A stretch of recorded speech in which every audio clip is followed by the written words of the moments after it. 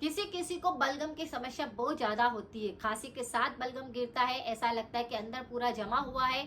तो एक छोटा सा उपाय आप कर सकते हैं। जो कपूर होती है, भीमसेनी कपूर, उसका पाउडर बना लीजिए, बिल्कुल बारीक सा उसका पाउडर तैयार कर लीजिए।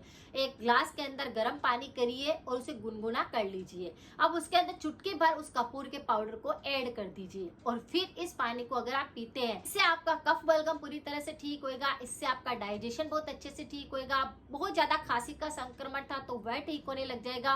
बार बार एलर्जी होती थी तो वह ठीक होने लग जाएगी। गला खराब था तो वह सही हो जाएगा। यानी छोटा सा 2 चुटकी भर कपूर आपके शरीर की बहुत सारे रोगों पर काम करता है। तो आप इसका इस्तेमाल कर सकते हैं, लेकिन कपूर भीमसेनी होनी चाहिए।